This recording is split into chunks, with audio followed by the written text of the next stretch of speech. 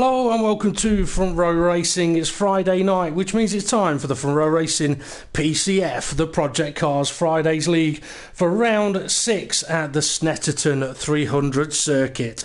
We're in for 30 laps around this track, a circuit, or should I say, a track, a location where these cars may have raced in the past, but they will have crashed there at the same time as well, so we might see a bit of that this evening.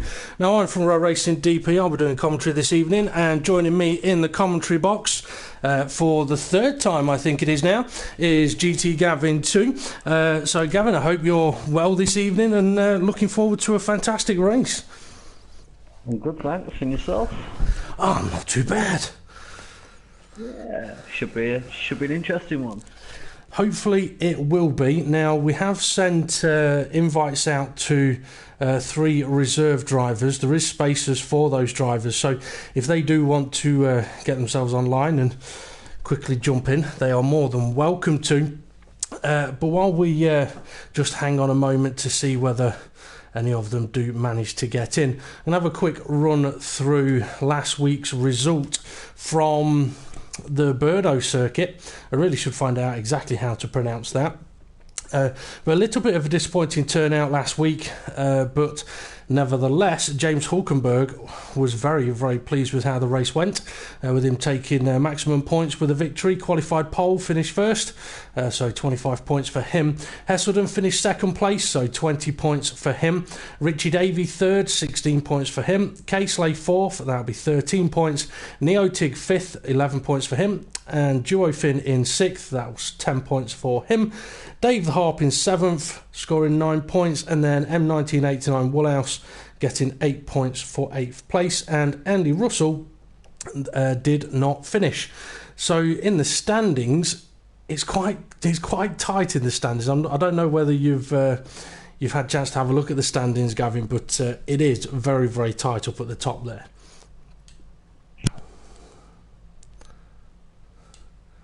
I think Gavin's just turned his microphone on mute, thinking he was unmuting it, but he's muted it.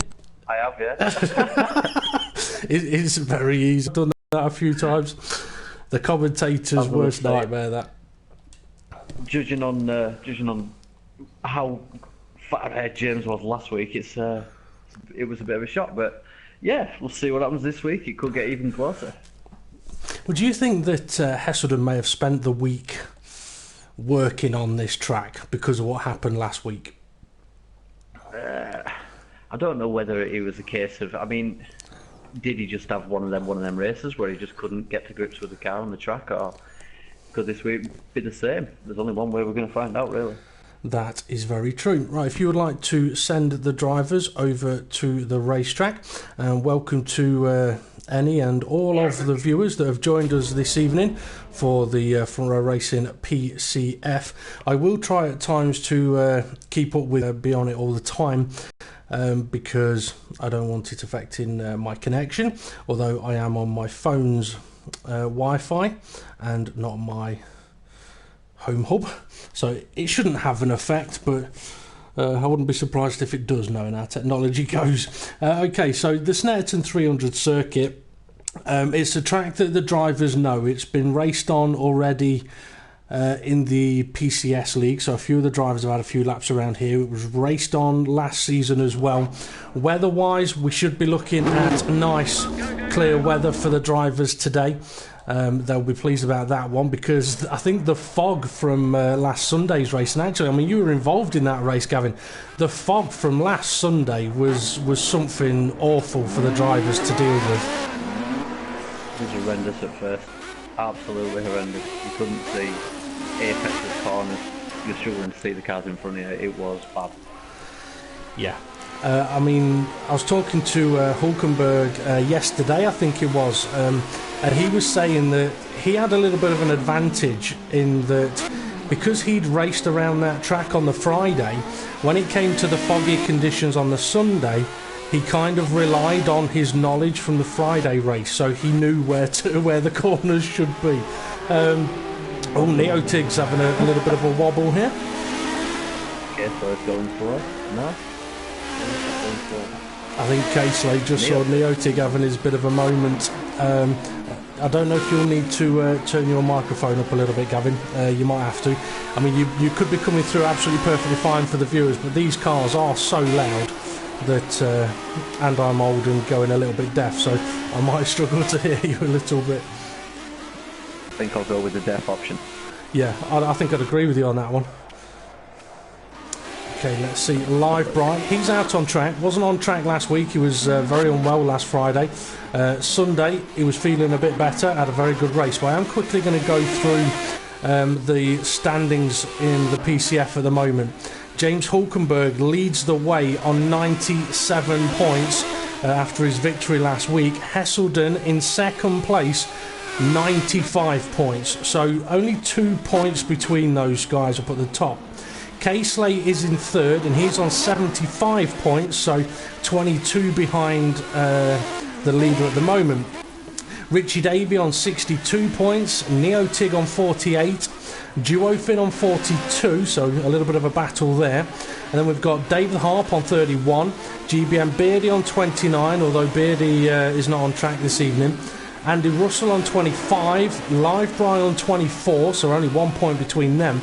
And then we've got Jason on 16, Woolhouse on 8, Driver Montana on 8, and then we've got Lielmo McElroy, Azamort and Stringy B. All haven't scored, but Lielmo McElroy, Azamort and Stringy B have not been attending for the last few races. So they're going to need to find themselves on the track to be scoring some points. Just watching Esselden coming round here on his first line, like his first sector was a 29.0. If I compare that to James Hulkenberg's first sector. Oh, sorry, I've got them the wrong way around. Me and my eyes. What about your hearing? I'm going deaf, you're going blind. Esselden's first sector 29.8. Hulkenberg's was 29.0. I know it's only the opening fast lap, but...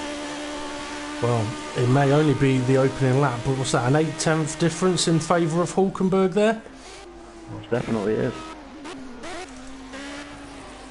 Okay. You keep an eye on those sector times. I'm just trying to get my additional track maps up, which is not easy. So I think my eyesight's going a little bit because my computer monitor screen is about 15 foot away, so it's difficult for me to tell what's actually what I'm choosing on there. But I'm trying to find my Snetterton300 track map. There we go. There it is. Okay. So what's Hesselden's lap time going to be? Hesselden's lap time is a 1:45.2.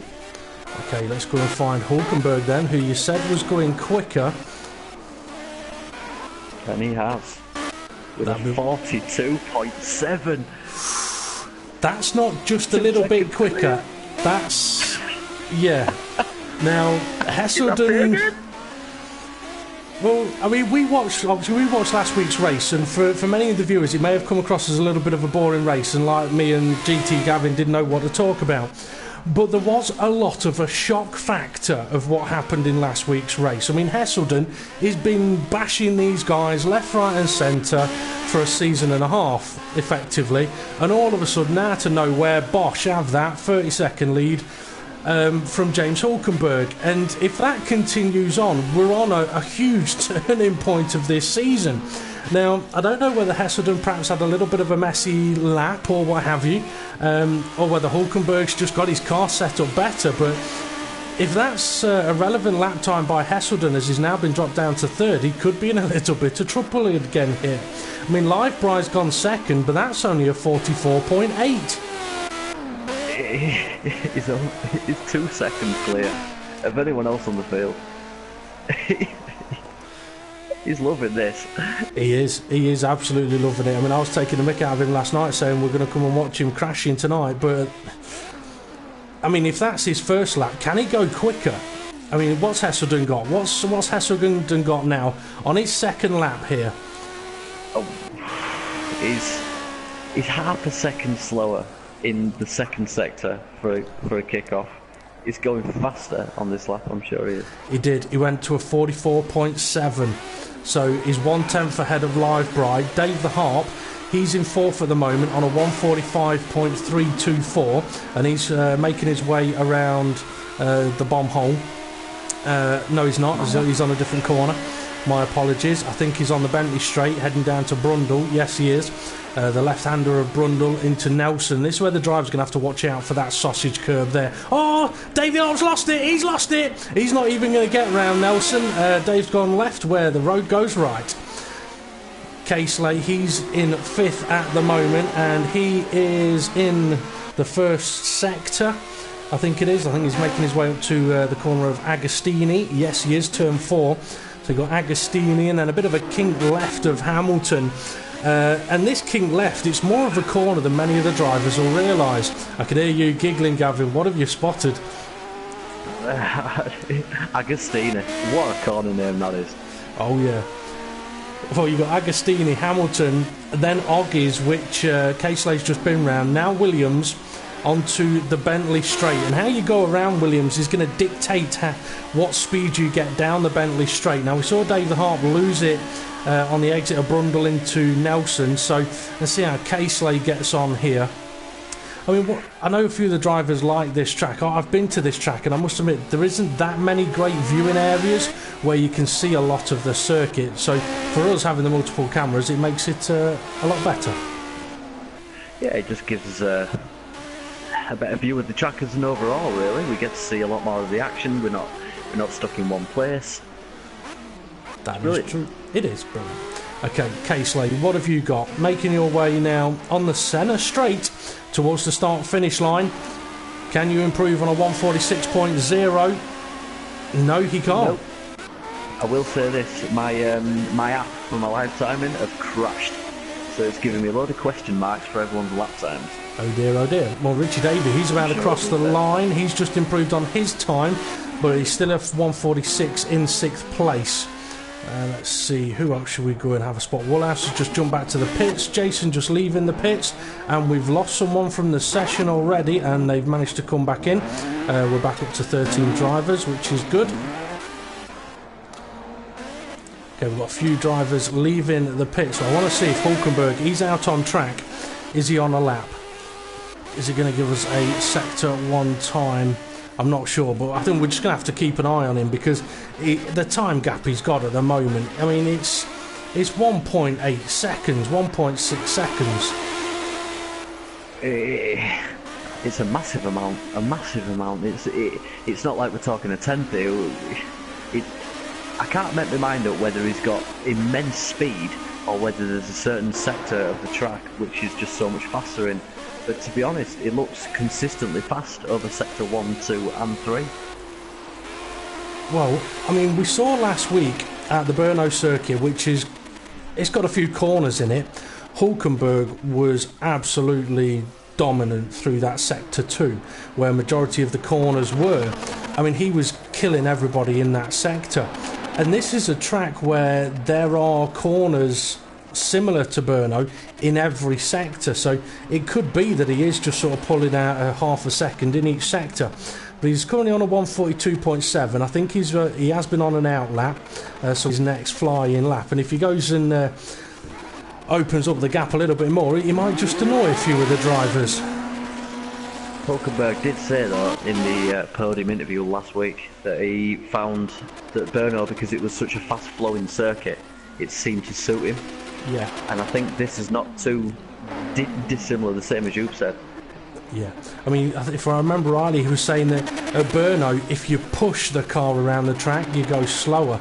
But if you're smooth around the track, you can go a lot faster, and that's what it was that was suiting him around that circuit. Okay, so he is on another flying lap now as Heeman now makes his way into Agostini. Oh, he's really throwing the car in.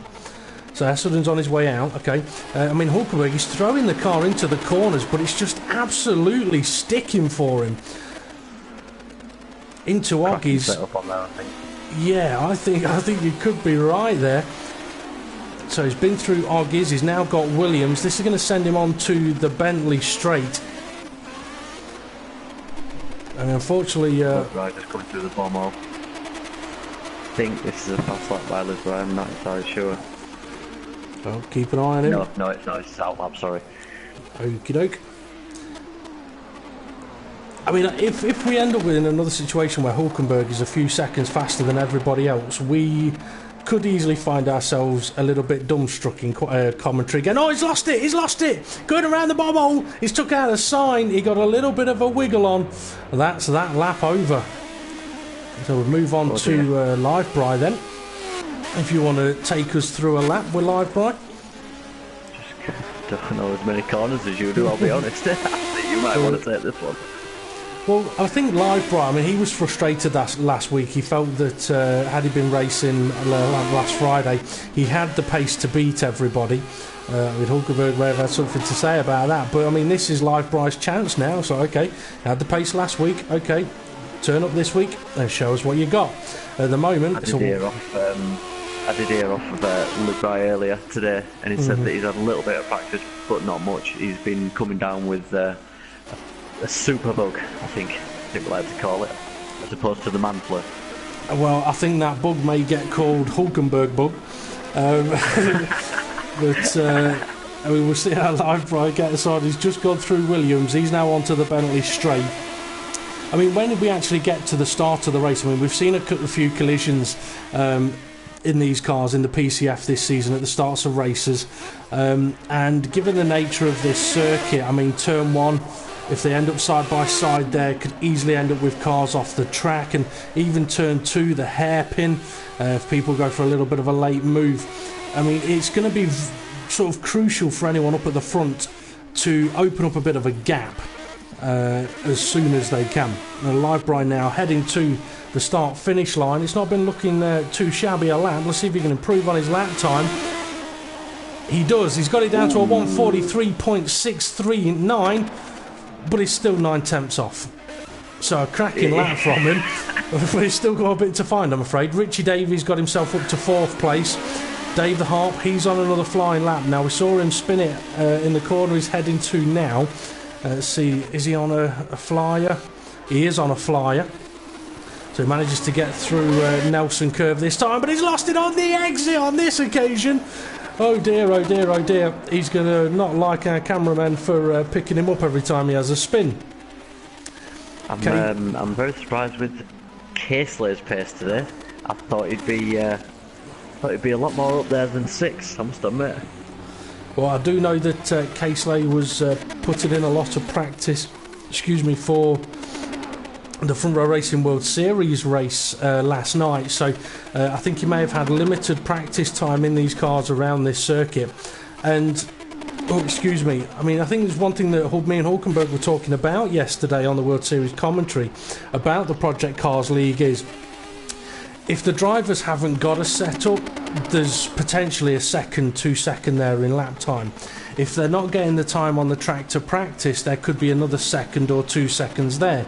So you could quite easily see a guy be super fast one week and then the next week be 4 seconds off the pace if they've not had the time to practice and get a setup on the car. Definitely. Okay, well, we've only got 30 seconds of this qualifying session left to go. You know what? That 15 minutes has gone fast. And I don't think Caseley is going to be able to get his lap in. He's just going through Nelson now. 20 seconds to get around the bomb hole. He might do it, and I'm going to sneeze, so I'm going to mute my mic a moment. I don't think he's going to reach... He's not going to reach it. If this is a good lap, Caseley, I feel sorry for you, mate. It's all over. He's not going to make it. Over. Well, that's the qualifying session done, and what a session it is for James Hulkenberg. I mean, having said that, I mean, Hulkenberg on pole position, nearly a second ahead. Livebry second, with Hesselden nearly a second behind him. A very interesting qualifying session there. Now we're going to have a 5-minute warm-up. That's a chance for the drivers to get there on the car, and also get their pit strategies sorted out. But for Hulkenberg, what a qualifying session that was. I mean, if last week's race boosted his confidence a lot, then this qualifying session has just added to it, because I wouldn't be surprised if he feels he's got a bit in the bag as well, because, I mean, he did really only get the one flying lap in. It's done the job. Yeah, that is true. I mean, why do more laps when you don't need to? Now Hulkenberg's actually Hulkenberg's doing a couple of practice starts here by the looks of it. I mean, having said that, I mean, what's it like, Gavin, in the Aussie V8s, trying to get those animals off the line? It's a question of when can you get up to second, and the sooner the better. Yeah. Because if it just wants to go across the track, and then you're going to hit someone else, and before you know it, all carnage breaks loose. Oh yes, oh yes. I mean, we saw a few people trying to do some practice starts in Spa in the Aussie V8s, and sorry, I've just spotted a YouTube comment, which I'll get onto in a moment. Joyfin, don't panic. Yeah, at Spa we saw a few people doing practice starts, and they decided to park up next to each other. I will just mention, Joyfin, I do apologise. Yes, the race results, I have sorted the points out. I remembered and then forgot. The race results from last week, Duofin did actually finish just ahead of Neotig. He got ahead of him just before the line. So Duofin, don't panic. On the computer where the points are tallied, that has been sorted out, so when this week's result goes out, those points will have been dealt with, so don't panic on that one. I'm quite looking forward to this first hairpin, to be honest. I think it's going to be jammed. Well, I mean, I think it's going to be an interesting race, because I mean, it's going to be interesting to know whether Hulkenberg's pace can translate into the race. It's also going to be interesting to see whether live Brian Hesselden can keep up with him, whether they can battle each other, and whatever will happen with everybody else behind them. Now, for any of the viewers, if you have any comments or questions you want to put to myself and Gavin about Project Cars or Row Racing, please feel free to do so. I'll try and keep up with as many comments as I can. But in 2 minutes' time, we're going to be sending these guys out for a 30-lap race around this track. And now that we know as well that these cars, their tyre choices are slicks or wets, do we have any kind of thoughts on potential pit strategy, Gav? We've seen drivers go long, and I mean really long, on a single set of tyres. I would be going for a one-stop. Personal opinion. Yeah. I think the further down the grid you go, obviously you're going to have maybe 2-stop, maybe even a 3-stop for some people. Yeah. I mean, I think it's one of those here where if you can do a 1-stop, it could be quicker. If you're doing the 2-stop, you have got to have enough speed to earn that 20-30 seconds back. Definitely. Jason and someone else testing out a bit of side-by-side action around the bomb hole, and realising if you touch the grass you're not going to make the final corner. And Jason says, thank you very much for that one, now I know what to do around that corner. I'd like to change something for this week's broadcast, if it's okay with you. Oh, depends on what it is. Instead of you asking who I think will win this race, I'm going to ask you instead. Who's your call? You know what? I don't want to curse anyone up at the front, so I'm going to lie about who I think is going to win it. Lies are not a valid answer. I think it's going to be Hulkenberg. I think on pure pace, I think you're right, but that first hairpin worries me. Yeah, I mean, that's the thing. I mean, big crash, big crash there. I think someone was perhaps trying a bit of a practice start. Yeah, I mean, I agree. I mean, the first 2 corners around this track could decide who wins the race. Oh dear. Hopefully he can get back in before the race starts. He hasn't got long to do so, though. That's absolute disappointment for himself if he's not been able to get back on the track. We are now ready to send the drivers off to turn 1. And we go green, so up to the first corner they go. I'm going to retire to the pits and we'll get on to spectate view. It does look like we have lost Live Bright from the race. and Hulkenberg, I think, has managed to break away. It's down to third. Oh dear, so he's not had a good start then. That means Heselden and Richie Davey is now leading this race. But that's a start that Hulkenberg would not have wanted. Oh, this is a brilliant start by Richie Davey. He's come out of nowhere. Well, he was in 4th place, but I think, but that obviously goes up to 3rd place with live price disconnection. So with him now leading, that means that Hulkenberg has now got to try and pass Heselden, who is in 2nd place, and he should effectively have the pace to do so, but having the pace and having the space are two completely different things, as 3rd and 4th are getting very close together as well. That's Dave the Harp and Neotig as Dave makes the move around the outside and now is ahead into Williams. I think Hulkenberg, he's already all over the back of Heselden onto the Bentley straight. Certainly is. Trying not to waste as much time. Rich David holding his own though up front. Ooh, Heselden pushing that curve on the inside for that. I mean, for Richie Davey, I mean, he couldn't have asked for a better start unless he's had a little bit of a jump start, and we're going to be seeing him heading into the pits. If that's a case for him for a drive-through penalty, it would not be good, but we'll see if he continues on. I mean, he could have just had an absolutely mint start. Coming into the final chicane. Yep, so Jason now down to 9th place. That puts Duo Finn in 10th at the moment. So Livebry was the only one to not make the start of the race there. You see Casely, he's down to 6th place with Neotig trying to attack Dave the Harp from 4th place. All over the back now of Heselden. Just had to back. Oh, Richie close up here now. It is, I mean, they're reeling in Richie Davey a little bit as well. I mean, Heselden's close enough to have a look at attacking Richie.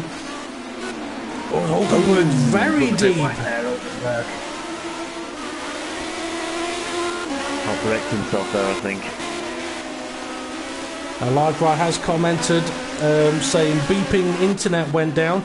Heselden up the inside of Richie Davey, is he? No, can't quite do it, but I think Heselden knows that if he wants a chance of winning this, he needs to get ahead of Richie as soon as possible, and then leave Richie for Hulkenberg to deal with. Now. Coming down the Bentley straight, he's got him. He's level, he's ahead. Richie Davis is going to surely file in behind him, and he has done. But now Dave the Harp, he's beginning to catch up as well. Hulkenberg all over the back of Richie now as well. Not been the best. And Richie David there getting a bit sideways. I mean, this is a situation for Hulkenberg, I think, where if he drives too aggressively at the moment, he may not hit his lap times that he can do. Or as Richie goes a little too deep, that could cost him. That'll give Hulkenberg 2nd place. He's gone up. There he goes. David Harp is not too far behind this pack. I tell you what, Richie's got good straight line speed. He's coming back at Hulkenberg up the inside into turn 1. Well, Hulkenberg holds it around the outside, so it is now 2nd place. But yeah, I mean, if he can settle into his rhythm for his laps and hit his targets on the track, he can attack Heselden. Dave the Harp, he's moved down to 5th place. No, he's back up to 4th place as Neotig nearly spins it. And now Casely is going to try and drop him down to 6th place as they're heading into the left-hand corner of Palmer. Side by side. Oof. Neotig getting a bit crazy there on exit. I think it may have been Casely. They're in almost identical cars. But yeah, Casely nearly lost it on the curb there. What's Casely? Sorry, yeah. Down the same livery. We've got a car off the track. It's Heselden. It's Heselden. I didn't see what happened there. Just saw that he was stationary off the circuit just after the Hamilton kink. So that's Heselden now down to 4th place. He may even lose another position. Promoter Dave will be overjoyed with that. Yeah, up to 3rd place for him. Hulkenberg's down to 2nd. And Richie Davies now back into the lead. So I wonder if there was a bit of a coming together between Hulkenberg and Heselden, who is now under attack from Neotig. Richie Davies' car just bouncing on the exit of the bomb hole there. Tell you what, he's going to be burning up those front tyres, looking at the angle of steering that he's putting on. I mean, if Hulkenberg wanted a better opportunity in this race, it's now. I'm just wondering if Hesselden's perhaps going to have to go to the pits for damage at all. No, he's not. But yeah, I mean, if Hulkenberg can win and Hesselden finishes 3rd or 4th, it's extra bonus points.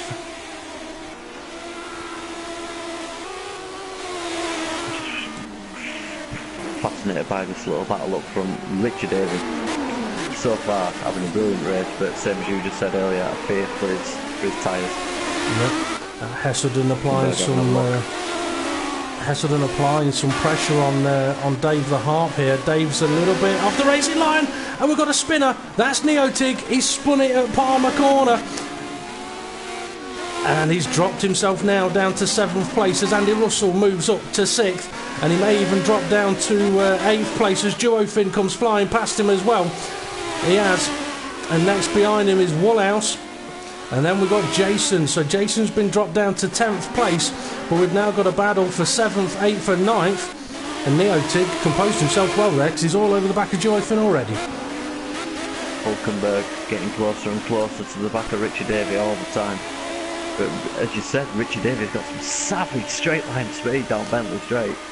I tell you what, that'll frustrate Hulkenberg if he has got the straight line speed. Hulkenberg's going wide! He's nearly lost it. That's going to match the Stafford. It could be. I mean, Richie has raced around this track. He does know this circuit. I mean, perhaps he's just gone for a very low downforce setup. But I mean, if he is going to be killing his tyres, he may have to do the additional pit stop. That would not help him out at all. Well, I tell you what, we're 4 laps into this race, so let's have a look at who's got fastest lap at the moment.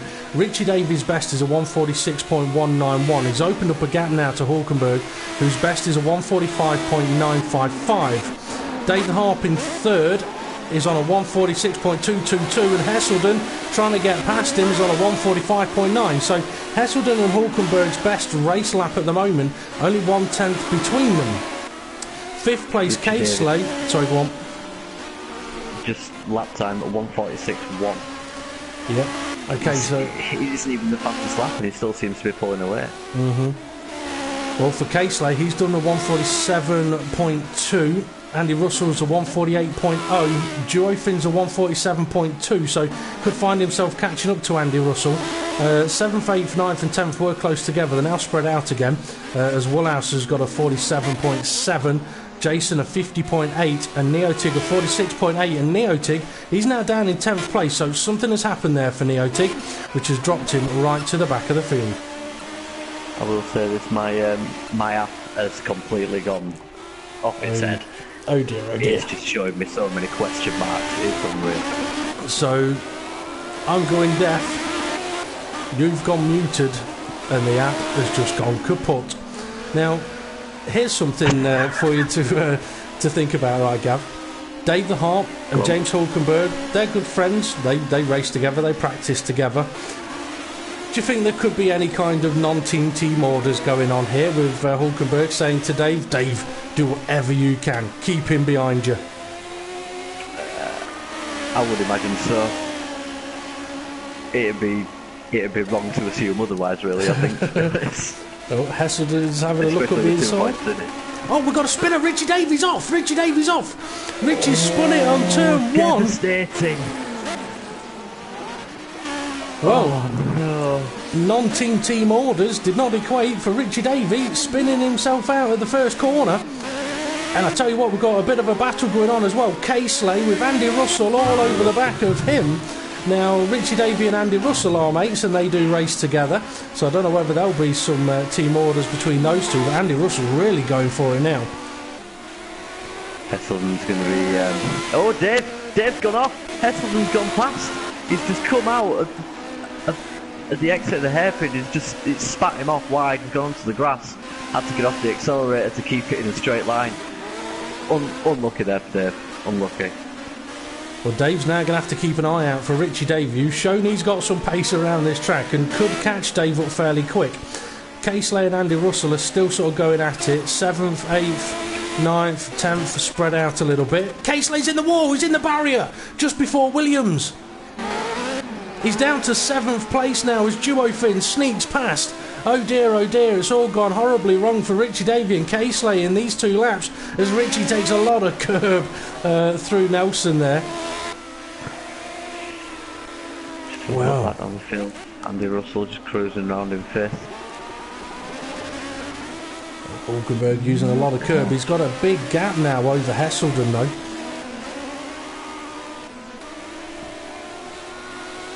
But for Hesselden, he's going to need to get a shift on if he's going to try and catch Hulkenberg. You can see him ahead. But as I mentioned, catching is one thing, getting past is something completely different. Richie going round turn 1.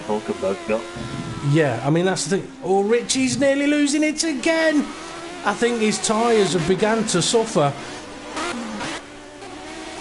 Not very good 6 laps in. No, I mean 6 laps in, if his tyres are knackered, that's going to be a lot of pit stops. I'm not even going to try and work the maths out on that one. Caseley trying to hunt down Duofin. Now Duofin is always good on his tyres, so I mean we may see him going for a 1-stop here. Hesselden just extending the gap now to Dave the Hart. Just pulling away from him. Dave was devastated with that little off. Well, this is a time for Hulkenberg and Hesselden to start putting in their lap times. I mean, oh, he's gone again, Dave the Hart. His tyres must be gone. It's a spin for him. Oh dear. So that puts him down to 4th place. Richie Davey back up to 3rd and in with a bit of a shout. It's not going badly for him, is it really? He keeps going off the track, but then so are others around him. It's going to be interesting, this. Especially when the pit stop starts done. I mean, that's the thing. I mean, pit stops will have a huge effect on the race because if you've got some guys that can do 1 stops and others are doing 3 or 4, then the guys doing 3 or 4, they're just going to struggle. Now, it could be down to the way the guys drive the cars. It could be down to the setups on the cars. I mean, it could be anything. But let's see. Is Hulkenberg going to put a new fastest lap in? No. Is Hesselden? No. Richie Davis staying out. Dave the Harp, he's under attack. No, he's in the pits. He's in the pits. 7 laps then. Oh dear. So Dave... first pitter. Yeah, I mean, he is the first to... Oh, interesting comment I've just seen on YouTube there. Yeah, Dave the Harp, 7 laps on his tyres. He's going to be coming out in 9th, maybe even last place. He's in 9th now, and Jason in 10th place. Is he going to pass him? He's going to be close on the exit of the pits. Dave on the fresher tyres, but they are cold, and Jason giving him plenty of room. But if we try and work that one out, a 30-lap race, and Dave's done 7 laps, you're looking at, what, a 4-stop race? That's not going to win you anything, is it really, a 4-stopper? Nope. I mean, you want to be looking at 1-2 stop. Yeah, I mean, obviously, if you're having a couple of spins, then every spin is going to add more wear. That's where if you can keep it on the racing line, keep it nice and calm and look after your tyres, you can get those extra 1, 2, 3 laps out of it. Woolhouse here in 7th place though, he's got Caseley beginning to close in the gap on him. Hesselden's not letting James drive away. Well, that's one of the good things about a racetrack. It doesn't matter how far you drive, you always end up getting to the same point. So you never can drive away. Now, an interesting comment from Livebright. He says, I think James putting the radiator to 0 in qualifying. Possibly, as Woolhouse makes a little bit of an error. Caseley on the back of him. Can he hold it? Can he attack towards Coram or Murray's? I don't think he can, but if Caseley's patient, I think Woolhouse is struggling a little bit for grip. The first hairpin from entry to exit is the gap between first and second. Ooh, so obviously I don't have my lifetime in, so I'm having to make it up as I go along. Well, you see, you can always do what I try and do, and that is pick a mark on the track, and when one car passes it, you start counting until the next car passes it.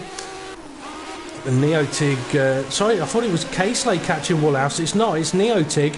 And Dave the Harp on his brand new tyres. He's now on the back of Neotig here. So Dave could be a lot faster than these guys at the moment. He's looking up and running in fourth at the minute. Massively down to pit stops, I think, but last time I looked at him, he was down in 10th. Oh, Dave the Harp! Oh dear, oh dear, oh dear. Was going for a move around the outside. He's ended up airborne, upside down. It landed back on its wheels, but no front wing, no rear wing. If he can get it back to the pits, he may be able to get it repaired. But stopped in the middle of the track. There's been another off as well. Quite possibly. Either that or something happened with that collision that perhaps gave a bit of a power boost penalty, or perhaps they're waiting for Dave the Harp. But Dave was going for an overtake and then his car pretty much exploded. He's going to need to try and get it back to the pits, but that car with no wings will be awful to drive, and I'm fairly sure there'll be damage on it as well. Hesselden's pitted, Hulkenberg's carried on, and one thing that Livebright has said that you can do 10 laps on these tyres. It's a two-stop race, and it looks like that's what Hesselden could be going for. Looking a little bit like a long stop. Hopefully his mechanics aren't going to be dropping his nuts. Away he goes. He's going to be. I don't think it's going to be too long before we see James Hulkenberg pitting. Just seen him come into the first hairpin, taking a very, very wide line into it to get obviously a narrow exit. Well, Andy Russell has also made his way into the pits. Dave the Harp is trying to get there, but I mean that car will be absolutely awful to drive. But yeah, it's now down to Hulkenberg. I mean, Hesselden will potentially get an undercut if he can get his tyres up to temperature. It'd be one hell of an undercut if he pulled it off. Yeah. But for Hulkenberg, if he's got the race pace, I mean, I think Hesselden and Hulkenberg would have put their tyres through the mill a bit in that opening stint. I mean, they both would have expected to sort of pull away at the front and have a bit of a battle between themselves, and not expecting Richie Davey to sort of come out of nowhere for them for the first 5 laps. Just watching Richie Davey come down the Bentley straight now. Has Richie Davey pitted yet? I think he has. I would say no with that gap. I don't think the gap's big enough for him to have pitted. Let's see, is Hulkenberg... Oh, he's just started off actually. He's started off. I think he could just be struggling on his tyres. Hulkenberg, leader, into the pits. So Richie Davey, I think he's going to have to go for the pits on this lap. But he's he's in a situation same as Hulkenberg and Hesselden though, where that opening stint of the race will have absolutely battered their tyres, and he's not pitting, he's going on. He is staying out. Hesselden is heading into the final corner, and Hulkenberg is on the move. He's coming out of the pits already. So he's in second place at the moment as Richie's sideways into the first corner.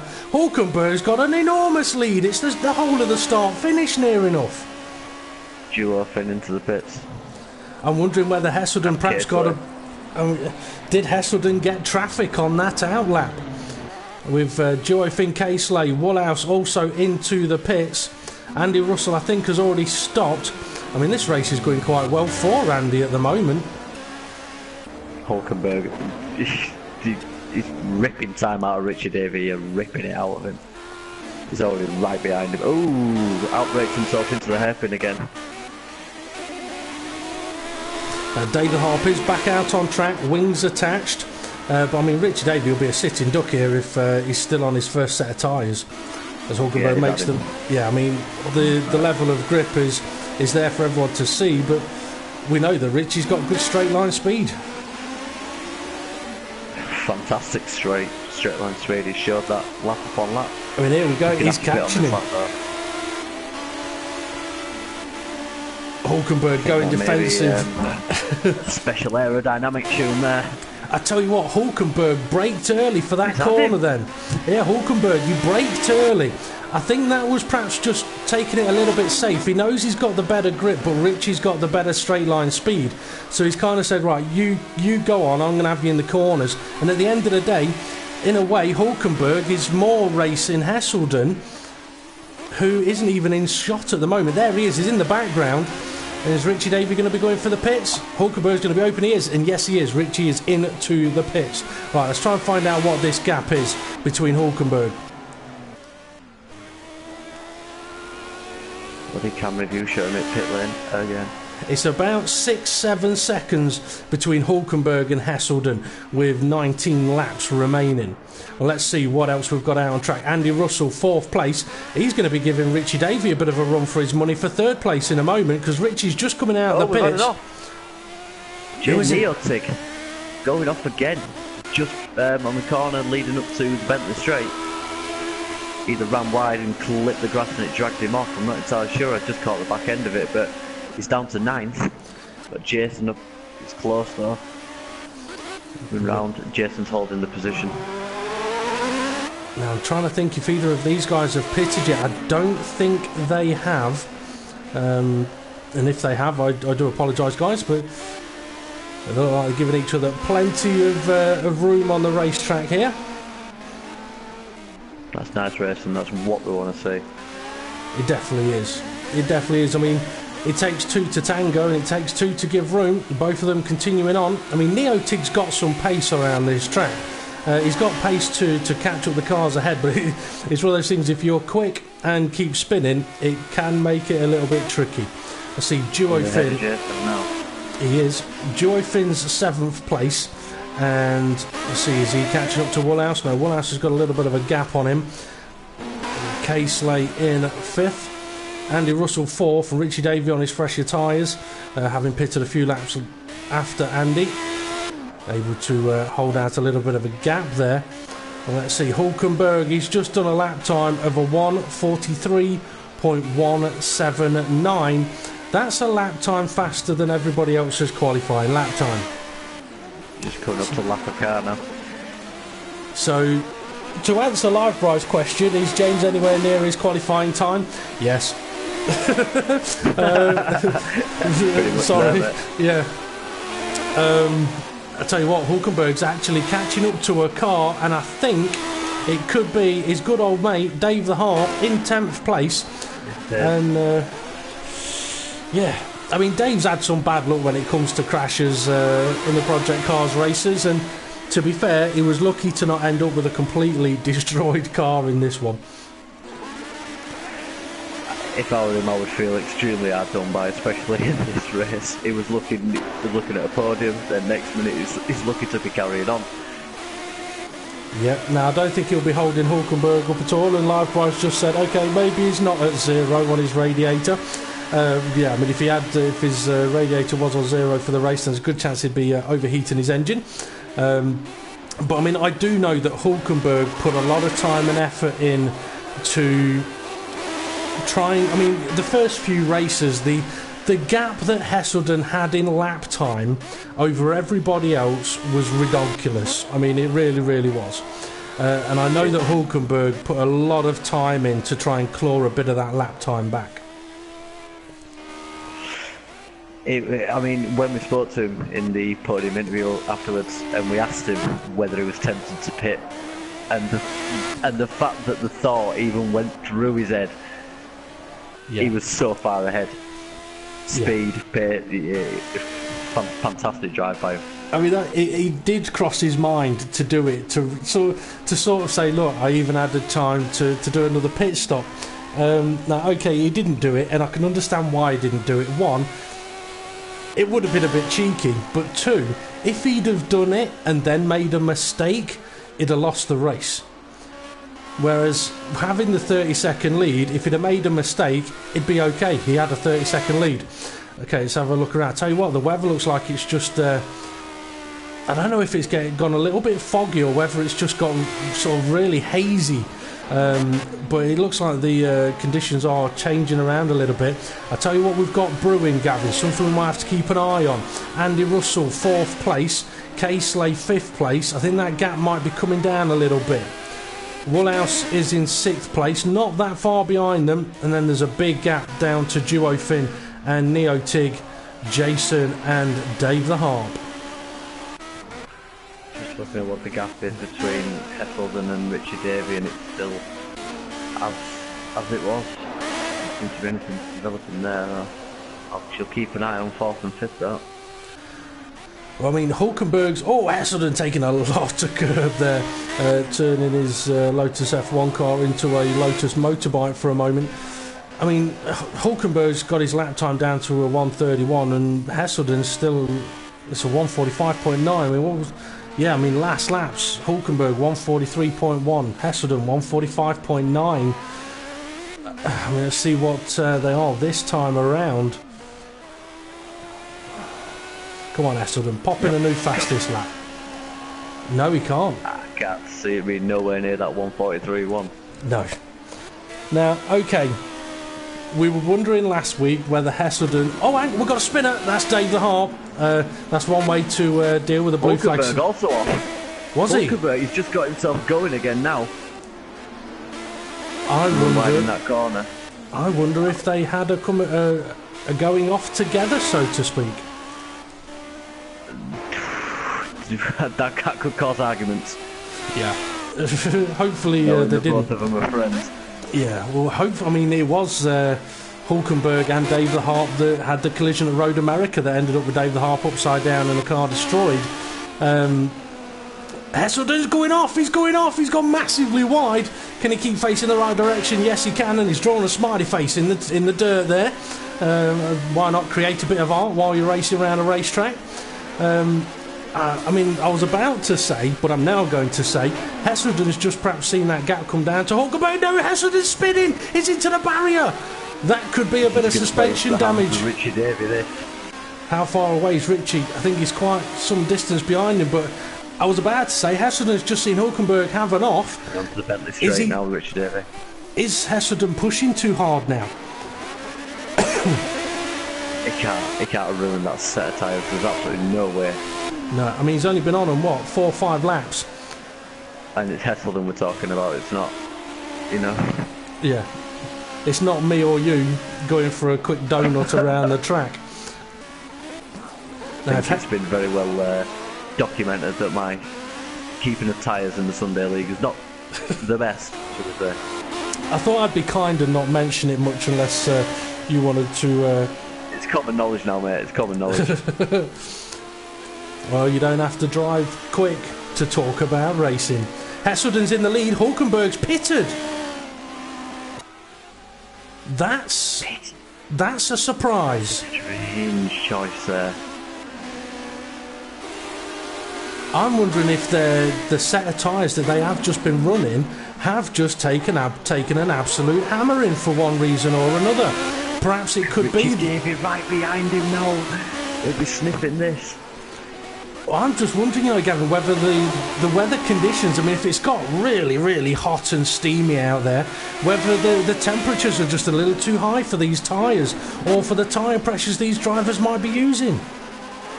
Certainly looking like it's catching the front runners out a little bit. Like I say, Richie Davey, I mean, he hasn't made a second pit stop yet, but he is right behind Hulkenberg. But Hulkenberg on the fresher tyres, opening up a little bit of a gap. But what's Hesselden going to do now? I mean, can he go the extra 5 laps and do the 2-stop race, whereas it looks like Hulkenberg now is going to be on a 3-stop. That's a lot of stops. But do you want to know what else is happening here? Dave the Harp, who was lapped by James Hulkenberg and then lapped by Hesselden. When Hesselden had his moment, Dave the Harp got back ahead and he's pulling away from him. I think Hesselden's got damage. He has. He's got damage on that car. He needs to make a pit stop. Yeah, it's definitely all over the place. The car doesn't look right. Hulkenberg is not far behind him. And when I say not far behind him, it's a few seconds. It was a very, very strange choice for me, for James Hulkenberg to pit. There must have been something wrong. Unless, obviously Hulkenberg and Dave the Harp are mates. Dave the Harp will have seen Hesselden going off the track and hitting the barrier, possibly letting his mate know, look, I think he's got a bit of damage. And I tell you what, I think Hesselden's car is actually riding 3 wheels around some of the corners with the suspension damage. His rear left looked like it was lifting up off the track. Oh dear. It's just got interesting. It has. I mean, Hulkenberg, he's right behind him. If Hesselden Well, I suppose perhaps he's thinking, look, let's get through this stint. I don't want to do an extra pit stop, and I can still sort of gather second place. But I think Richie David might have pulled an absolute blinder here. Yeah. If Heselden pits on this lap, which he's evidently going to have to do soon, if he pits on the same lap, he's pitted one time less. And on the same time as him, he's got fastest straight line speed. Yeah, it could get very interesting.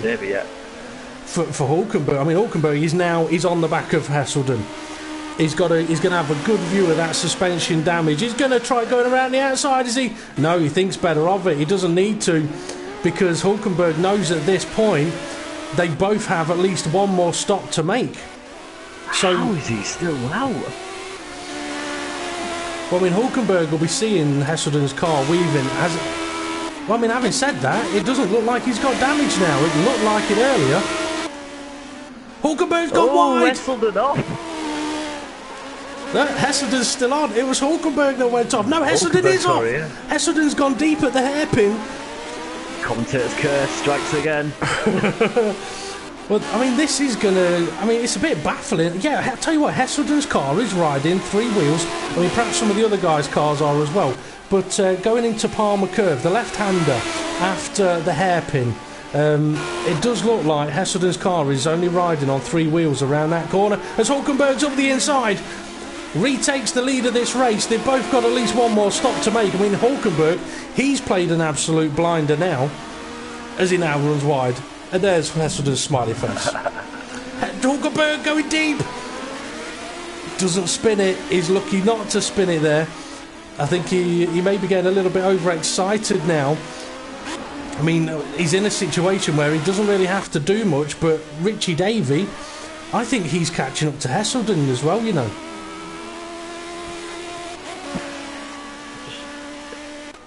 This is... It was very close to start with, then they sort of opened out, then they closed up, and then we opened out again, and that because of accidents and damages. I mean, I'm just looking at a closer camera view now at the back of Heselden's car, and it certainly does look very... He's all over the place. Which is... for him. Yeah, I mean, I think it's unusual to see him all over the place. Okay, couple of battles brewing. 9th and 8th, Jason and Neotig. Dave the Harp still in 10th. Duofin 7th, Woolhouse 6th, Claysley 5th, Andy Russell 4th, and Richie Davey 3rd. And he can see Heselden. I'm fairly sure he is catching him. But I'm going to keep an eye on this battle for 8th and 9th place for the moment, because it might brew into something. And it's nice to give these guys a bit of the old TV time. I think obviously Live I must be watching the stream.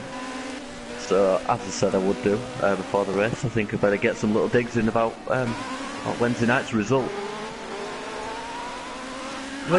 Wednesday night's result? What happened Wednesday night? Liverpool got hammered. Oh yeah, there was some football going on, wasn't there? There was a little bit, yeah, a little bit. But anyway, enough of that and back to the racing. I do apologise. I have to get it in there. Well, yeah, I'm going to keep out of that one. I'll leave you two to it. Okay. Oh, I don't know if I could do that. Let's see. Neotig is not too far away from Duofin at the moment. So 7th, 8th, 9th could brew into something. And Richie Davey, gone now. He is. Second off. Well, look at how close Richie Davey is to Heselden now. That's a big gap that he's pulled down there. Must have been 6-7 seconds. Oh, so close coming through final corner. We've seen Richie Davies got good straight line speed, so let's see how he gets on against Heselden, who's had good straight line speed all season long. Oh, Heselden's pulled away from him. So, I mean, Heselden is fine on the straights, but it's when he gets to the corners, the car is all over the place, as you said. It honestly looks like he's driving on a pad. Twitching. Yeah. Now, I mean, I don't know if you saw the contact he did have with the barrier. I mean, he did. Well, Richie Davies' car's riding three-wheeled as well. Yeah, I mean, it was a fairly big impact. I mean, you know, like if you're racing around Monaco, glancing the walls is not a problem, but you know, every now and again someone just hits it a little bit too hard and you think, yeah, that's going to cause some damage. It was like that, and Richie Davies all over the back of Hesselden here.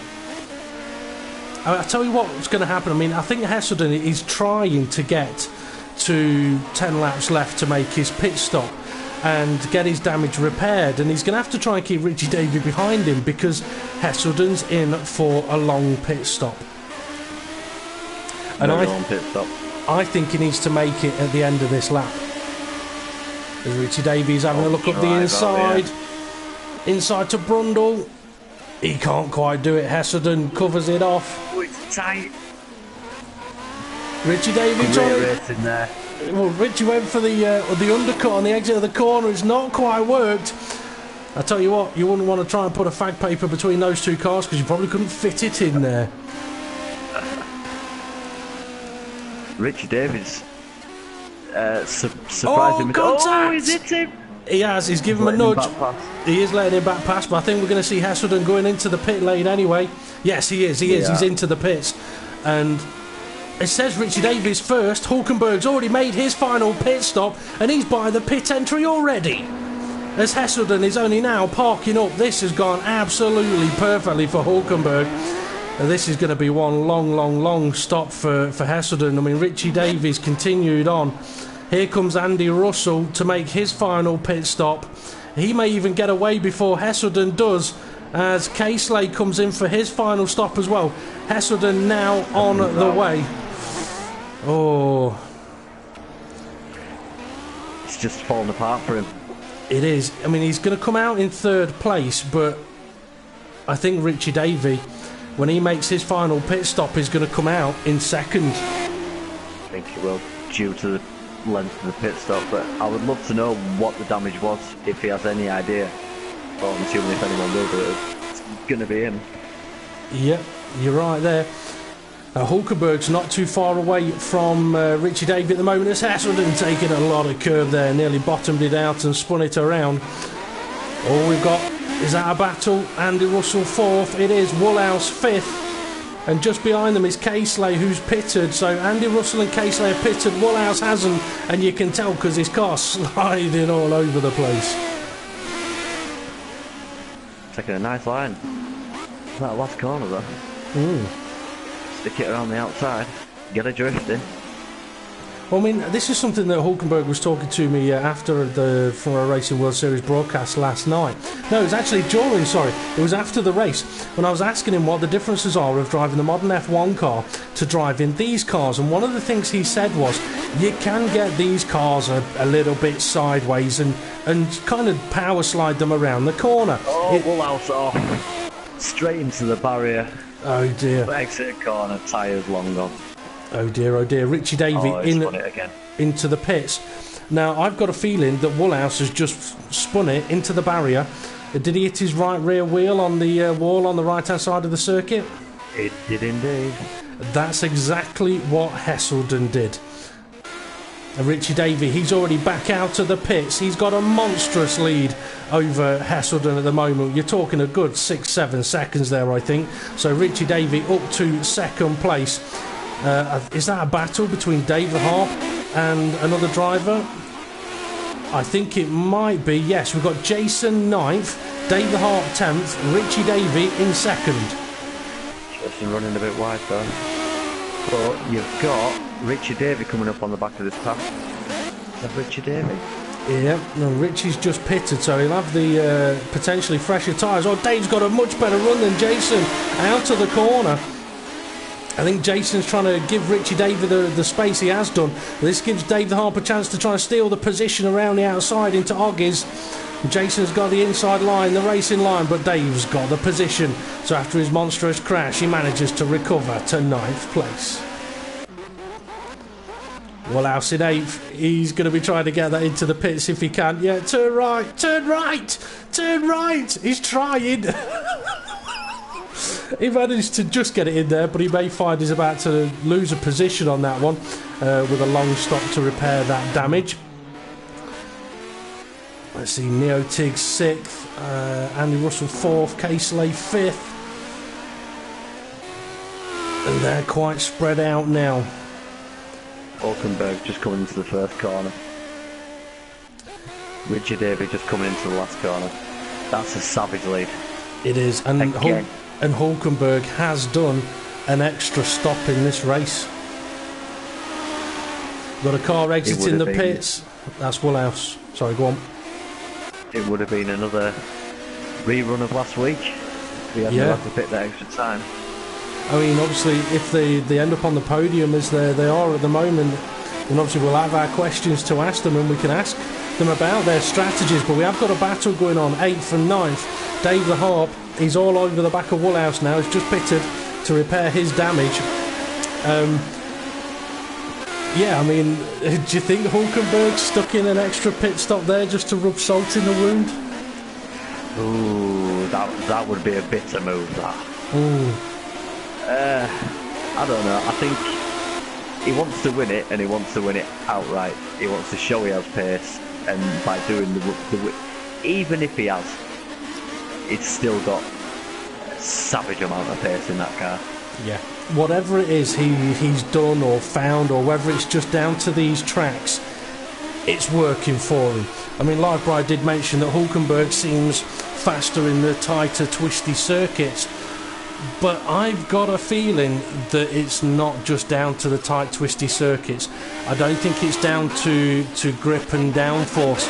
I think Hulkenberg has spent a lot of time on just simply getting speed out of the car and keeping some grip.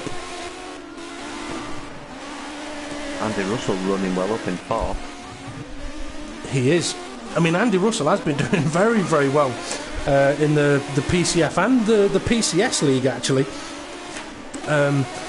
So, I mean, hopefully he'll be able to keep on going. I tell you what, Woolhouse, having made his pit stop, he's pulling away from Dave the Harp. So Dave not able to steal 8th place at the moment. I'm hoping that Andy Russell is going to be able to keep his tyres for the remaining 7 laps. As Casely, just coming out of the last corner, is not a million miles behind him. You're right, he's not, but Hesselden's wiggling, he's weaving all over the place. I think he may have just had a bit of a spin somewhere. I was going to say, Richie Davey in 2nd place.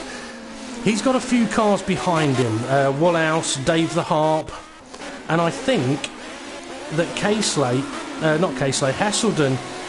yeah, he's not that far behind them. We've got Jason in 10th, who's just having a bit of an off, and Hesselden coming past him now. So the gap between Richie and Hesselden, it's big, but it's not a gap that can be ignored. No. Now, something to put things into perspective, if, for example, Hulkenberg's car is much better on the tighter, twisty circuits, then the circuit we go to next, that could show it. Maybe a week ahead of everyone else. He'll be finished before everybody else has finished the second lap. Well, I mean, if you think about it, I mean, how long is this track in length? 2.99 miles, 3 miles long, right? And Hulkenberg in qualifying had, what was it, a second lead, a second and a half gap? In qualifying it was 9:10. 9:10, so about a second. And how many miles is the Nordschleife? Well, we're doing 7 laps around there. Those 7 laps is going to equate to 85 miles. He could quite easily find himself 3 or 4 seconds ahead of anybody else on 1 lap. But there is a lot. I mean, this track where we are now, known for its curbs, obviously sausage curbs being the evil demons, there is some savage corners at the Nordschleife. Oh yes, and I can tell you now, we're not even going to try and let you know what corner number each corner is, because there's at least 116 of them. We'll just I think we'll just sort of sit back and watch that and enjoy it. I mean, I think it was after last week's podium interviews, after we went off air, and we were talking to some of the drivers, and we were talking a little bit about Nordschleife that is coming soon. And we were saying the person that wins Nordschleife could actually be the slowest guy on the grid.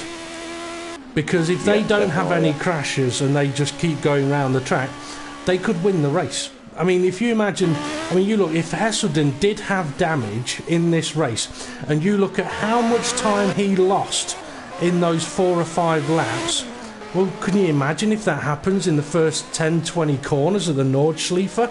You've still got 100 corners to go with damage. You're going to lose a ridiculous amount of time. The thing is with the Nordschleife, on most corners you may have maybe 1, 2 lines through each corner, and if you mess them up, you're knackered for the subsequent 6 or 7 corners. Yep. The amount of time at which you're going to lose, hand on the fist. Yep.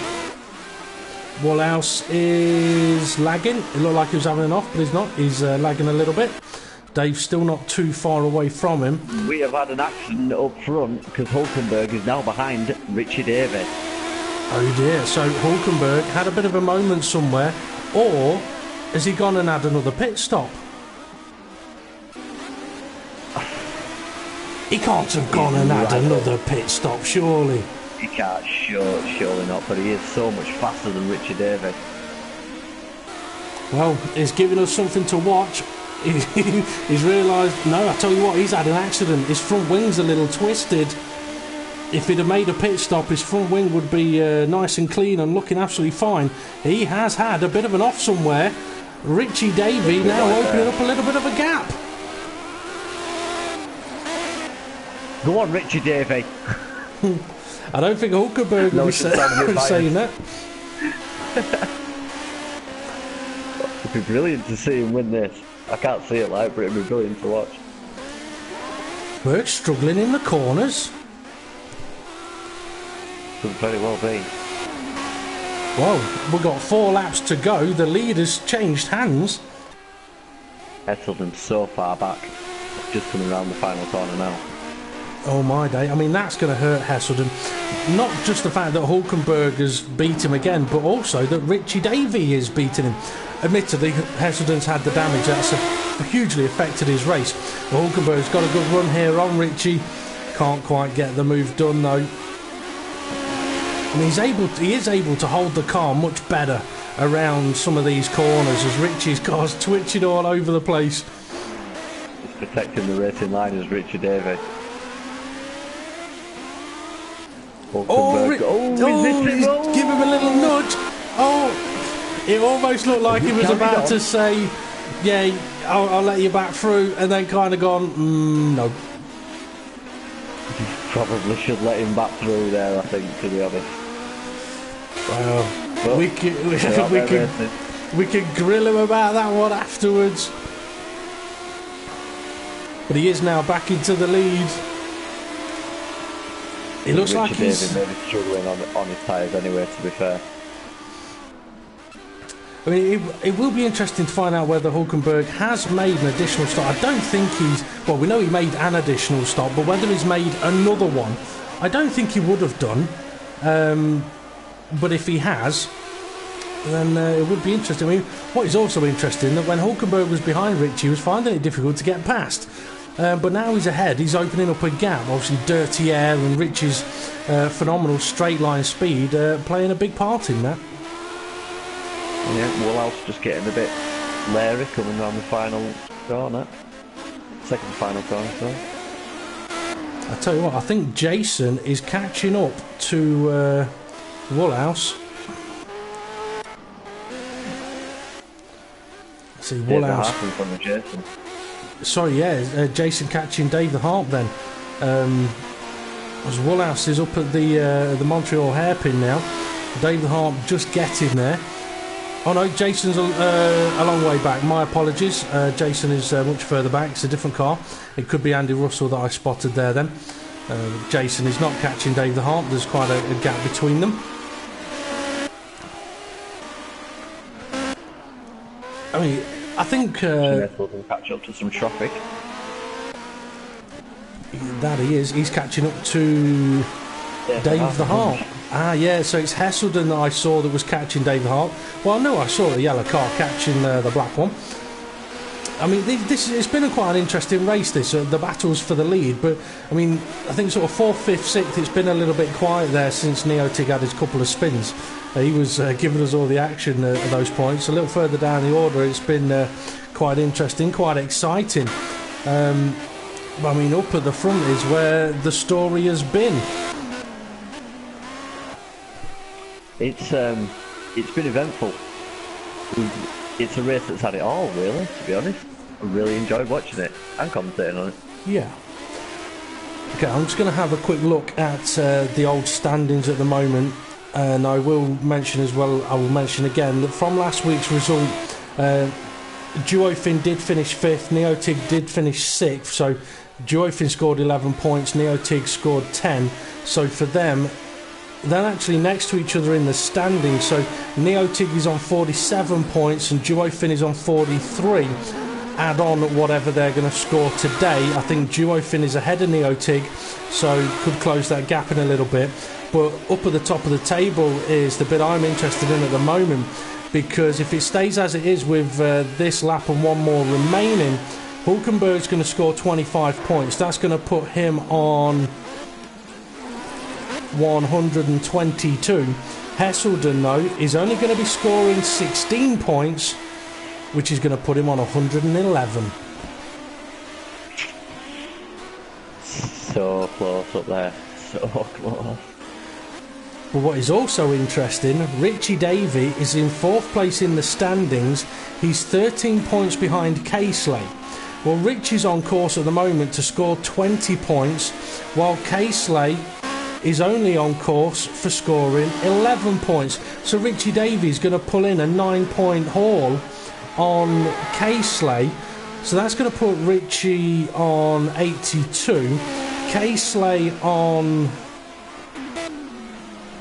86.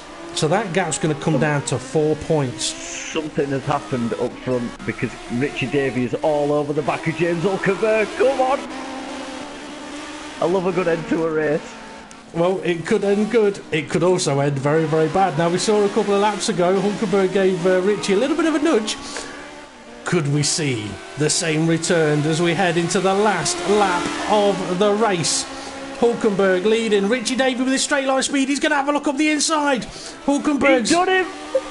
He's conceded the position. Richie Davey now leads. And he's pulling away. Oh, that's... Ooh, nearly took him all the way on the edge of the hairpin there. It's not over, they're side by side. Hulkenberg slightly ahead, but we've got a left-hand corner coming up, and Hulkenberg's messed it up a little bit. Richie Davies now on the inside. And he's ahead again. This is fantastic to watch. Richie Davies has been brilliant for me in this race. Absolutely brilliant. Top draw driving. You've gone and cursed him now. We've only about half a lap to go. Hulkenberg taking a wider entry by the looks of it into Oggies. Is he going to go for a switchback? Richie Davey covers it off, goes defensive early. He's had a big wiggle on the exit through Williams. Now we're going to be onto the long Bentley straight, and Hulkenberg is close, but Richie Davies got straight line speed. And there is now only about 4 corners to go. I can't help but think that there's issues there for James Hulkenberg. Richie's gone deep! Richie's gone deep! That's going to give Hulkenberg a chance! Side by side around the bottom hole. This is not going to be very, very nice. Hulkenberg on the inside is ahead slightly, but Richie's going to hang it all the way around the outside if he can. He might be too far back. Hulkenberg goes defensive, side by side to the last corner, and off they go! They're both off! Oh, that's just unfortunate end. Oh dear, oh dear. Brilliant laps worth of racing. It was. But Hulkenberg It's crossing the line to take the victory. Richie Davies, second place. Hesselden, I think he'll be a little bit disappointed with a third place finish there. But it is third place for him. It says fourth, but he's not fourth. Andy Russell is going to be fourth place. It's been a very, very quiet drive from him, but a fantastic one. I mean, let's see, what will that do for Andy Russell's points? He's going to score 13, so that's going to put him on 38. And he's going to jump up at least one position, possibly two. Now, let's see, fifth place, I think, was Duofin. No, it wasn't. It was K-Slay. My apologies. It's K-Slay crosses the line to take fifth. Then it all gets a little bit confusing. What an end to the race that was.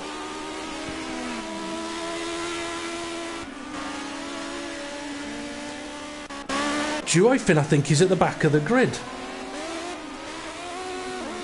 And this is saying to me that Woolhouse is in sixth at the moment. I'm not so sure. But David Harper's showing as being in seventh place, and that's he was behind Woolhouse, and Jason was behind him. Neotig, well, he's about to cross the line. Is it sixth place for Neotig? It is. It's sixth place for Neotig. Congratulations to him on that result. Duofin is next, so it's seventh place for Duofin. I do hate Project Cars for causing that confusion there, but a fantastic result for Duofin then. Seventh place finish for him. And then we've got Woolhouse in eighth place, whose car's jumping about a little bit. But I mean, I tell you what, the race was an exciting one, but the last lap there was very, very exciting. I mean, there's a good chance that Hulkenberg and Richie Davey may be exchanging unpleasantries at the moment. The podium interview is going to be an interesting one, but for Woolhouse it will be eighth place. Dave the Harp, after pretty much nearly completely destroying his car, be a ninth place finish for him. And then Jason, it'll be in 10th. And I tell you, I mean, the gaps between the guys in sort of 8th, 7th, 8th, 9th, 10th were not that big, considering the length of the race. Now, for any of the viewers, if you've got any questions you would like us to ask the podium sitters, feel free to put at PCF in the YouTube comments, and we shall ask the podium drivers, as we shall now get ready to invite them in for a bit of a podium chat. It could be a very, very heated one. We'll just have to wait and find out. But as I go and open the door for them and welcome them in for a little bit of a chat, I think in the meantime we might have to get ourselves a little bit of a drink as well, because that was a manic one. I mean, how do you sum that race up? I've no idea. Yeah, I have actually. Exciting. Oh yes, oh yes. So as we wait then for the drivers to join us, I mean, as far as we know, Hulkenberg did the 3 pit stops. He may have actually done a 4. It'd be interesting to find out what did happen, whether he had a couple of offs. I mean, Hesselden, was the damage, wasn't the damage? Richie Davey, I mean, he's got to be up there as a contender for a driver of the day out of that one. But I mean, even for all of the drivers on the grid, a fantastic race there, as Woolhouse's car makes a few marks on the pit wall on its way in. So Hulkenberg and Hesselden have joined us in the commentary box. We'll just hang on for Richie Davey, and Richie Davey has now joined us. So welcome to our podium 3. Drivers, if you could just make sure that you've got your microphone set to allow to be shared, and keep the swearing to a minimum if we can, because we have no idea what kind of podium interview we're about to get here. But an absolutely fantastic race, We'll move over to James Hulkenberg, the race winner. An interesting event there, James. Qualifying absolutely knocked it out the park. Can I just start by apologising to Richie Davey? For which one? Right. I'll sum of that. I am so sorry, mate, but that was the last lap of my life. I have never had anything happen like that. I don't know if you caught it on camera. I went into a wall, and my steering wheel was completely cockeyed, and on traction it was decent, but then once the power got going, or you started to turn the wheel, the rear end was just twitching like mad, and I was just like, but at the same time, on the last, coming under the bridge on the last lap, I thought, right, Richie Davies got it, and then he slightly outbraked himself and went a bit wide. I thought, this is my only opportunity if I want to win. And at the same time, that last corner, I didn't mean to completely wipe Richie out, but I couldn't turn the wheel any more than I was, so apologies, hands down, but I feel like, even though I won the race, I feel like an utter moron. Well, you are. Well, anyway, well that's out of the way. We'll get on to Richie in a moment. I mean, qualifying though, I mean, it looked like you only got the one flying lap in, but that lap was one hell of a lap. I mean, at the time you put it in, 2 seconds quicker than anybody else. Yeah, well, when I put the lap time in, that was just a banker. I'm not meaning to, like, brag or anything, but that was, like, a solid lap, but not my best. And then every time I went out to do another qualifying lap, something happened, especially in turn 1. It was literally like as if there was grease on the circuit or something. I don't know if it was with the slight overcast. I don't know if that had an effect on the tyres, but whenever I turned into turn 1, it just didn't give me the same feeling it did on that first lap. So, well, I did see Hesselden down there with a tub of lard at one point during qualifying, so that could have had something to do with it. Okay, start of the race, with the pace you've shown in qualifying, we're expecting, just get a good start and away you go, but you ended up down in 3rd place. Richie goes and storms off into the lead, and then that whole first stint, all of a sudden it's like, hang on, you've got a fight on your hands here. Yeah, it was as soon as I saw Hesselden and Richie in front of me, I thought, don't bother fighting tooth and nail on first lap, just settle down and think about the long game. And I knew I had a really, really good setup, and I just thought there's no point in wiping myself out in a crazy move, just trying to get back to the front. I knew that the car had the pace. That's pretty much it. Okay, Gavin, any questions from yourself for James? Pit stops. How many pit stops did you actually make? Because we saw you make 3, but we weren't sure whether you went in a 4th time or not. Yeah, I stretched out the first stint as long as possible, because the tyres in practice were only lasting about 6 or 7 laps, and that was pretty much it. But I just stayed out as long as I could, and I were basically watching Hesselden. As soon as I saw he was going to pit, I was going to pit the previous lap. I think I only had like a 4-second gap over him, and then it come up to lap 9, he pitted. And then that lap 10 was like horrendous.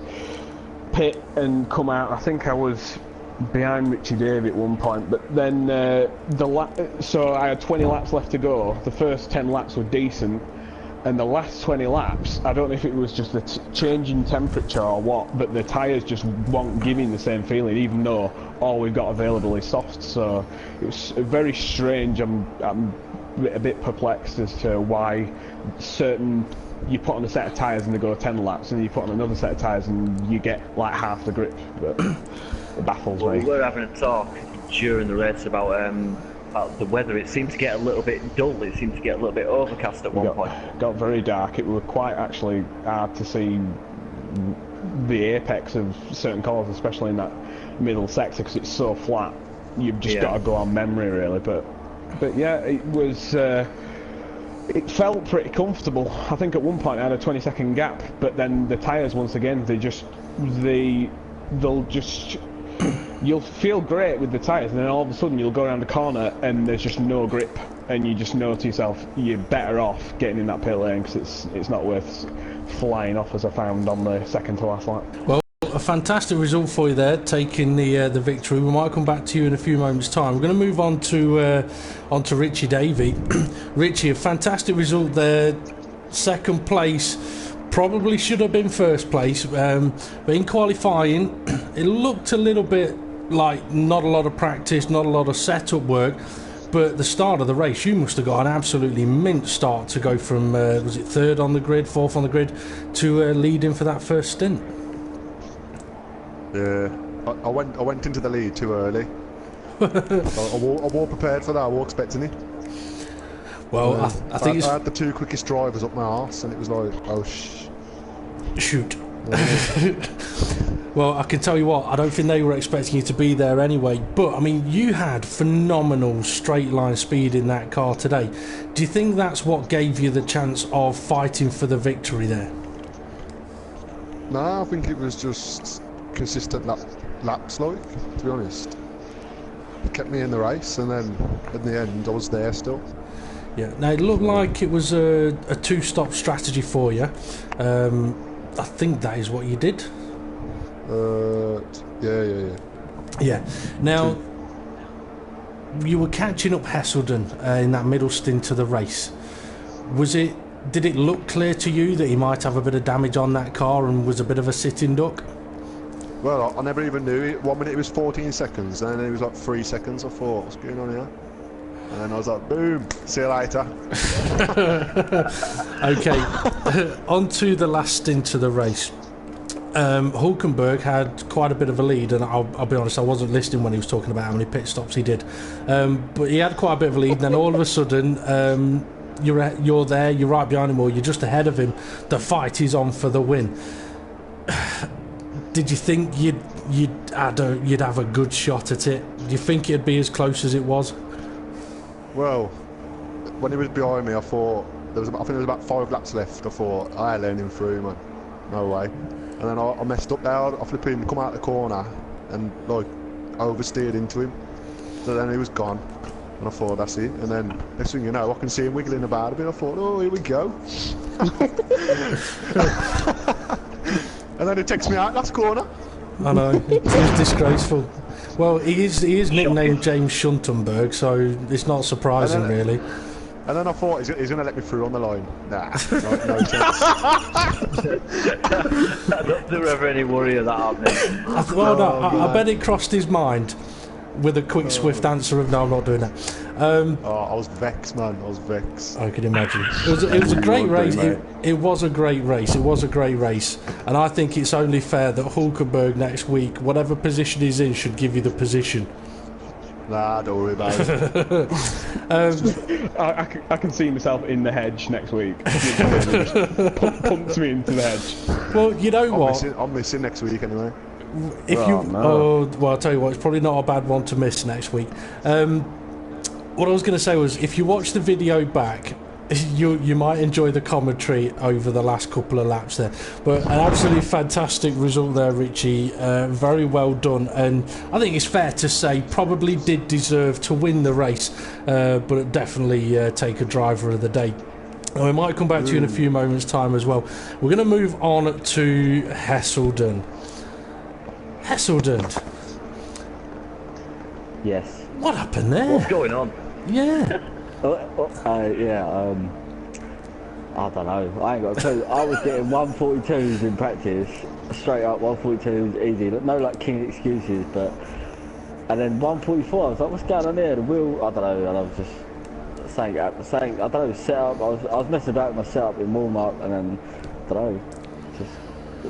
But the car was all over the place. I was struggling to keep it on the track most of the time. So 3rd place feels like a win. So after that 30 laps of hell, that was. Well, if you think that was 30 laps of hell, wait until next week. Yeah. Wait until next week when we are at the Green Hell. Now, the first into the race, obviously there was that cracking battle between Richie, yourself, Hulkenberg. How difficult was it trying to get past both of them? Yeah, well, I didn't really have much control of the car, so it was just literally trying not to crash into him. So that was just my aim, was not to crash really. But it was a good battle, it was good fun, and that. I wish I was up there at the end really, but obviously didn't have it at the end. So no, well I was seeing them kept changing places, so I was waiting for them to take each other out and me come through and take the win. That would have been nice, but never happened. Well, it did happen. It just happened on the last corner of the last lap of the race. Now, what we did see, you were on about trying not to crash into them. We did see you have a little bit of a crash of your own. Did that give you some suspension damage? Because you went from having a bit of a gap over Richie Davey to all of a sudden, you looked like you were struggling and the car was really wiggling. It was awful in the corners. Yeah. Yeah. I don't know. I hit the barriers and it felt a bit, but my times were bad the whole race. I think I was just nursing the car. The tyres, the fronts were going after 5 laps, and then I was just trying to stay out. I knew these boys were probably. I thought they'd do a 1 stop. I should have been on about 6 stop, but I thought, well, no, I'll keep that on the tyres. Well, here's something for you. One driver did the whole race on 1 set of tyres. Oh, I need his setup. I need to message him. No, you don't, because his pit crew were useless. He did a few stops and they never changed his tyres. So yeah, he had to do the whole race on 1 set of tyres.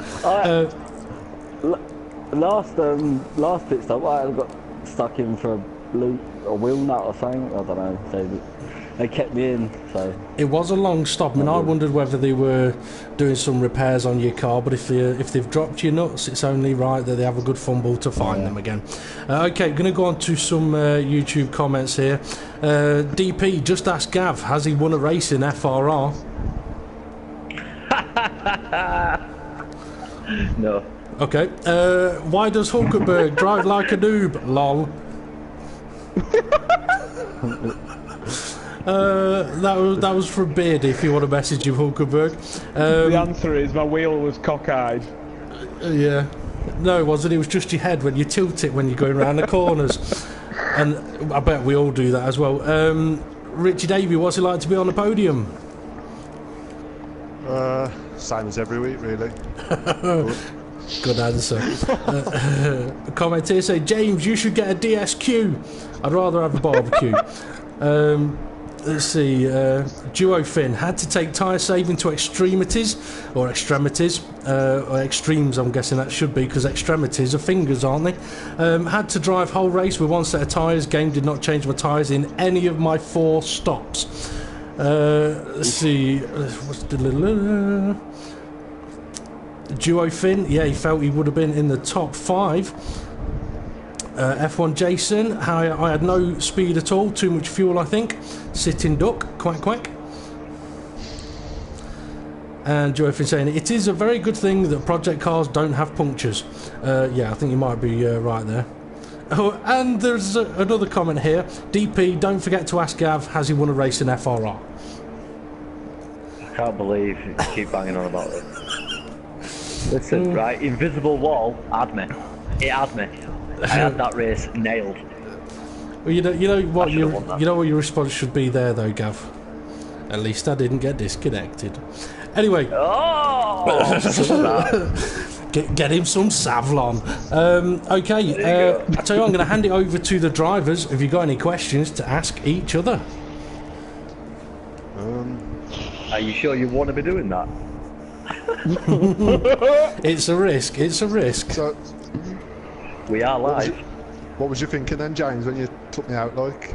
I was thinking, I've worked too hard to lose this. Oh, God. I will say this. Richie David, I was rooting for you, mate. All the way through that race. I was rooting for you, I really was. And I couldn't believe it when he took you out last lap. What are you doing? Oh, no, well. Can I just say one thing? Go on. I just want to say my highlight of the race was lapping Davliar. Oh, I was. I bet he was not happy with that. I think what he would not have been happy with. I think what he would not have been happy with, though, was, you know, the crash that Dave the Harp had at Road America, James Hulkenberg. He's had a similar crash today. How his car did not end up destroyed, I don't know. But I'm fairly sure we'll have a bit of a video clip posted somewhere about it. He was right by us in 4th. What happened with James? Didn't you have a crash with him on the first corner? No, I didn't have a crash with Dave. I was second, and I come around the corner, he spun off, and then you dropped about 5 seconds back. I don't know what happened. You must have both gone off at the first corner. I thought you had another accident with him. I think he had a crash in Neotig, didn't he? I think he may have had a crash. It was Neotig. It was Neotig or Jason. He come round the corner after the hairpin. It was a few laps into the race, and it almost looked as if he hit the back of the car ahead, and it sort of sent him airborne, upside down, around, ripped both wings off. And if you've tried driving one of these cars without a rear wing, it takes quite a while to get back to the pits because all it wants to do is spin. So as a quick question for James, you came round to lap Dave. You got past him, and then you both ended up together again. Did you ever come in together at any point? No, we didn't ever come in together. I think the weather just changed. I think it just went from being quite hot to being quite cold, and once that happened, every time I came into the pit stops, I had to change my rear tyre pressures to try and cope with the grip. And then, so whenever, I don't know, it was weird. It was really strange with my setup. Whenever it was hot, it was decent grip. Whenever it went overcast, but obviously I've not practiced in the overcast, I've practiced in the hot.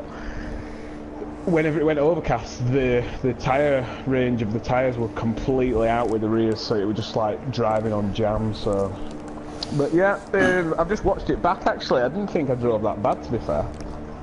No, you didn't, apart from that last lap. Okay, time to just about bring this to an end then. Next up on the Front Row Racing YouTube channel will be on Sunday to watch Hulkenberg crashing into a few more people in the Aussie V8s in the Front Row Racing PCS. That'll be for 27 laps around Imola. Which could be a very interesting track for the Aussie V8s. But then next Friday, about 9 PM, will be possibly the toughest race of the season, because the PCF and actually next Sunday the PCS will both be going to the Nordschleife, and it'll be for 7 laps. Now, next Friday, the qualifying session will be about, I think it's going to be 20 minutes long, which means the drivers are pretty much going to have one shot at setting a lap time in qualifying. The pressure will be on. So, thank you very much to our podium sitters for joining us, having a great race and joining us in the commentary box. Thank you to all of the other drivers as well for putting on a great show. And thank you to all of the viewers for your comments and for watching. And if anyone is interested in getting involved in the Project Cars Leagues, find Front Row Racing on Facebook, send us a message and we'll get you on the reserves list, and if the spaces are available, we'll invite you in. It's as simple as that. I will also put a link to the Facebook page in the YouTube description. So I've been Front Row Racing DP. I want to thank Gav again for joining me in the commentary box. He's getting a little bit better at it. So thank you very much for helping out with that one. And this has been the Front Row Racing PCF, and we'll see you all again soon. Peace. Is there any room in the Sunday one, or is it full? Well, I haven't ended the broadcast yet, but seeing as you've asked that, the Sunday one, it is full. I think there is 3 or 4 drivers that are on the reserve driver list. I haven't got the my notes next to me. I will have a. I'll just quickly grab it. The Sunday one does tend to be quite popular. Yeah, I've got 4 drivers on the reserves list, and Andy and yourself, Richie, are already on that. But I did say on last Sunday's video, the message you sent me after you first go in those cars. Are you thinking, what was that then? Is where you messaged me going, can't drive them. Nah, I know. Because I ain't practicing them, but I was doing alright last week, but then Hulkenberg flipping took me off, Dave. I don't know if you remember. No, serious. Well, I think Hulkenberg crashed his car. Yeah, Hulkenberg crashed his car about 5 times last Sunday with his first race in the Aussie V8s. But anyway, we're going to bring this broadcast to an end. So give me about 10-15 seconds. I'm going to say goodbye to end the broadcast. Thank you very much, everyone, and we'll see you all again on Sunday. See you later. Peace. I'm looking forward to watching this video. Oh my god. Did you get the crash on that on then? Oh yes.